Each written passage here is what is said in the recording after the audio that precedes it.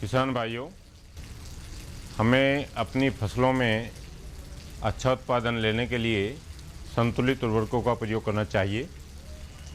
देखने में आता है कुछ किसान भाई ज़्यादा उर्वरक डालते हैं, कुछ किसान भाई कम उर्वरक डालते हैं, जबकि सभी फसलों की अलग अलग आवश्यकता होती है। फसलों में कितना उर्वरक डालें, इसका सही आकलन मिट्टी परीक्षण के आधार पर होता है। तो किसान भाइयों को अपने खेतों की मिट्टी की जांच कराकर ही उसकी सिफारिश के आधार पर उर्वरकों का प्रयोग करना चाहिए।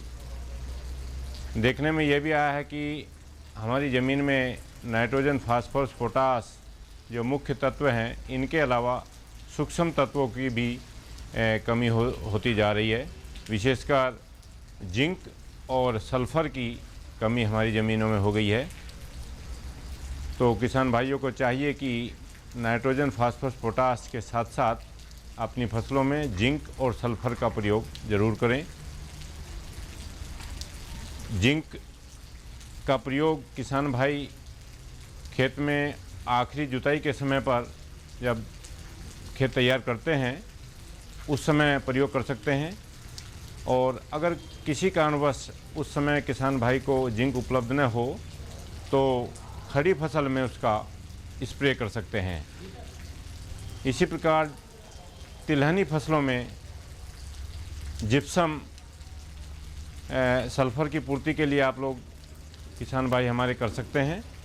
उससे तेल की मात्रा में वृद्धि होती है और हमारी उपज पर अच्छा प्रभाव पड़ता है। किसानों को NPK या DAP जो हम सलाह देते हैं कि खेत की तैयारी के समय देना चाहिए, उसके अलावा फसल को खड़ी फसल में भी इन तत्वों की आवश्यकता होती है। उसके लिए जल विलेय उर्वरक हमारी सहकारी समितियों पर उपलब्ध है। NPK 19-19-19, 18-18-18 और 17-44 उर्वरक उपलब्ध हैं। इनका किसान भाई खड़ी फसलों में 1% घोल बनाकर खड़ी फसलों में इनका प्रयोग करें तो उपज में 10 से 15% बढ़ोतरी होगी। इस समय जो धान की हमारी फसलें हैं उसमें किसान भाई जो है यूरिया की टॉप ड्रेसिंग कर सकते हैं, और यूरिया के साथ साथ उसमें अगर किसान भाइयों ने जिंक नहीं दिया है धान में तो 2% का प्रयोग उसमें कर सकते हैं।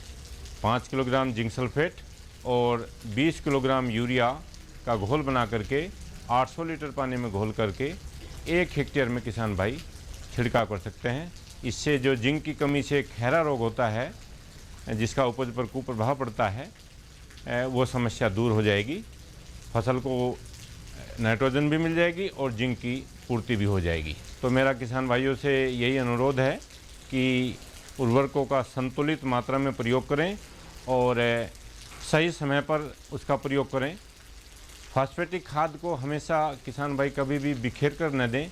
लाइनों में, कुंड में हल्के पीछे या सीड ड्रिल से जो है उसका प्रयोग करें।